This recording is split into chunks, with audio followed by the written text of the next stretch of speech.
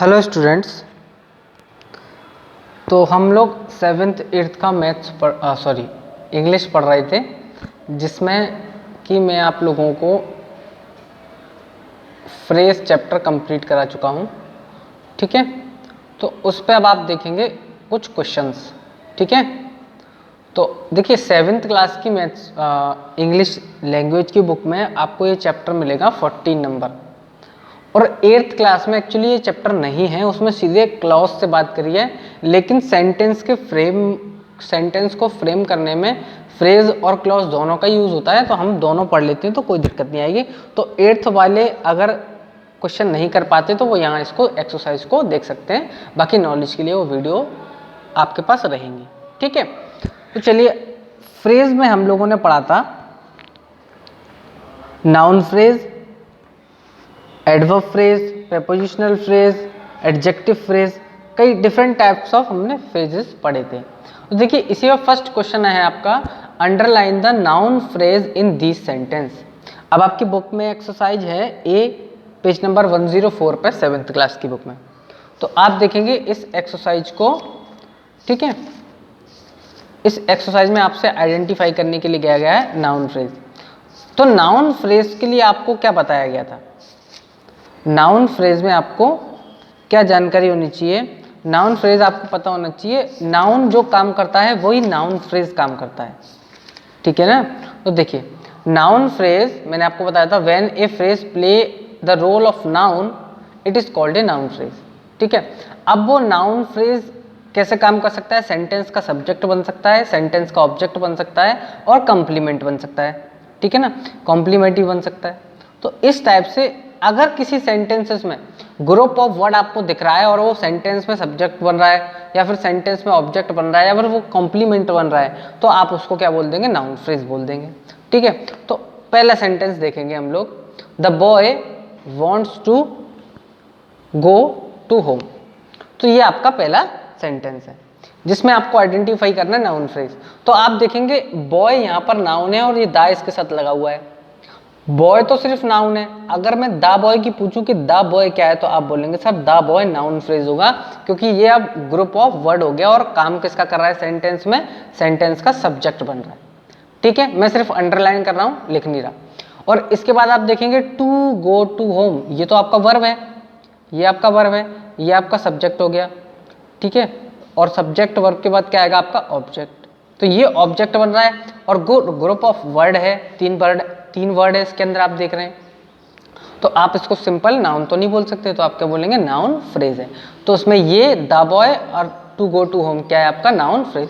अब मैं उन्हीं को अंडरलाइन करूंगा जो सिर्फ नाउन फ्रेज है। ठीक है, जैसे दूसरा सेंटेंस है, Maria wanted a new bicycle. तो आप देखेंगे अ न्यू बाईसाइकिल, ये सेंटेंस का ऑब्जेक्ट बन रहा है।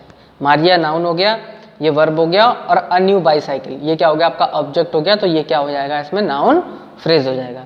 इसी टाइप से थर्ड देखेंगे, I should hate to do such a thing. तो आप देखेंगे आई शुड हेट में शुड और हेट आपके एक वर्ब है, ये मॉडल वर्ब, ये है आपका मेन वर्ब। और मेन वर्ब के बाद जो भी आया है इसके अंदर ये ऑब्जेक्ट का काम कर रहा है, और ग्रुप ऑफ वर्ड है, ऑब्जेक्ट का काम कर रहा है, इसलिए क्या बोलेंगे आप इसको? Noun phrase. ठीक है, इसके बाद आप फोर्थ क्वेश्चन आप खुद से करेंगे, बिल्कुल सेम ऐसा ही है। फिफ्थ क्वेश्चन देखते हैं, why do you like visiting hill station. ठीक है, तो इसमें आप देखेंगे why do you like visiting hill station. तो देखिए ये आपका इंट्रोगेटिव प्रोनाउन हो गया। ठीक है, ये आपका ऑब्जेक्ट हो गया, और ये एक्चुअली आपका क्या है? ये भी आपका क्या है? एक वर्ब है। ठीक है ना? ठीक है, तो इसमें आप देखेंगे ये जो आपका दिख रहा है विजिटिंग हिल स्टेशन, ये इसमें क्या काम कर रहा है? ऑब्जेक्ट का काम कर रहा है। ठीक है, तो आप इसको क्या बोलेंगे? नाउन फ्रेज बोल देंगे। क्यों? क्योंकि ग्रुप ऑफ वर्ड है। ठीक है, इसके बाद आपका 6 है, to come late to a function is not good. तो आप देखेंगे इसमें ये जो पार्ट है आपका, to come late to a function, यहाँ तक इस क्या है? इसमें वर्ब है, जो कि मेन वर्ब है। अब इसमें कम वर्ब नहीं है यहाँ पर, ये आपको ध्यान रखना है, टू लगा हुआ है कम के साथ, ये एक्चुअली इन्फिनेटिव है और सब्जेक्ट का काम कर रहा है पूरा।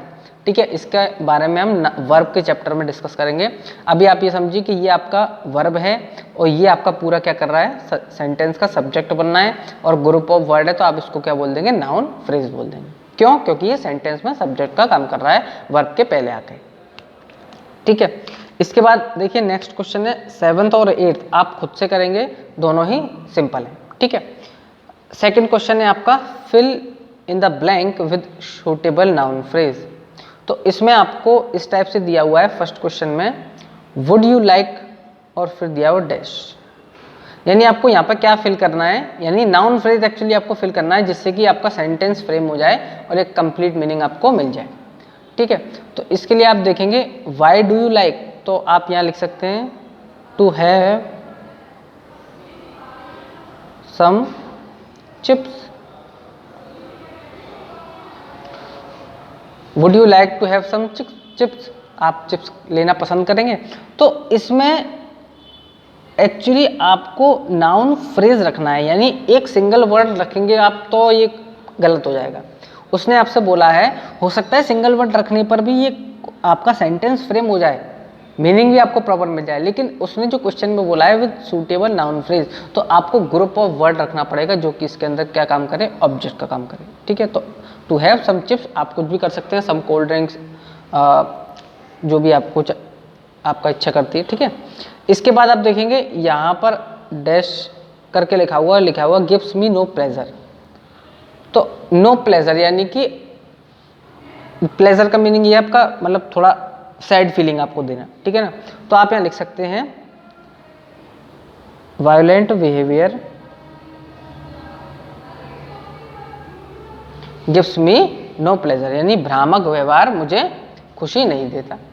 ठीक है, इसके बाद अब देखिए ये कैसा है आपका ग्रुप ऑफ वर्ड हो गया, 2 वर्ड हो गए, इसलिए आप सिर्फ क्या कर सकते हैं, यहाँ पे इसको नाउन फ्रेज बोल सकते हैं सिंपली। इसमें आप देखेंगे डैश डिलाइट्स मी, अब डिलाइट्स मतलब होता है खुश रहना, तो क्या खुश कर सकता है आपको। ठीक है, तो आप बोल सकते हैं रेनी सीजन डिलाइट्स मी, बरसात का मौसम मुझे अच्छा लगता है। बस आपको जो और अच्छा लगता है उसको भी आप ग्रुप ऑफ वर्ड में, लेकिन सिंगल वर्ड नहीं होना चाहिए, ये ध्यान रखना है आपको। ठीक है, 4th है आई इंजॉय, फिर डैश लिखा हुआ है, तो आप इसमें लिख सकते हैं आई इंजॉय के बाद डैश है, आप लिख सकते हैं the birthday party of my friend. क्या एंजॉय किया, birthday party of my friend, आपने अपने दोस्त की बर्थडे पार्टी एंजॉय करी, तो ऑब्जेक्ट बन गया और ग्रुप ऑफ वर्ड भी है, तो आपका नाउन फ्रेज हो जाएगा। ठीक है, इसी टाइप से आप देखेंगे कैट्स लाइक द मिल्क, इसमें लिखा है कैट्स लाइक, उसके बाद यहाँ पे एक्चुअली डैश दिया हुआ था, मैंने लिखा है तो कैट्स लाइक, तो आप क्या लिख सकते हैं द मिल्क ऑफ काउ, गाय का दूध पसंद करती है कैट्स। ठीक है, इसके बाद है ही विशेष, फिर लिखा है डैश, तो इसमें आप लिख सकते हैं wishes to you for your future. ठीक है, यानी कि वो आपके भविष्य के लिए कामना करती है, तो इसमें आप देखेंगे ग्रुप ऑफ वर्ड हो गया और जो कि ऑब्जेक्ट का काम कर रहा है, इसके अंदर आपका नाउन फ्रेज बन जाए। ठीक है, चलिए इसके बाद आते हैं हम सी वाले क्वेश्चन पर, जिसमें आपको एडजेक्टिव फ्रेज अंडरलाइन करना है। ठीक है, चलिए देखिए ये है आपका क्वेश्चन। चलिए इसको हम नेक्स्ट वीडियो में करते हैं। ठीक है, थैंक यू।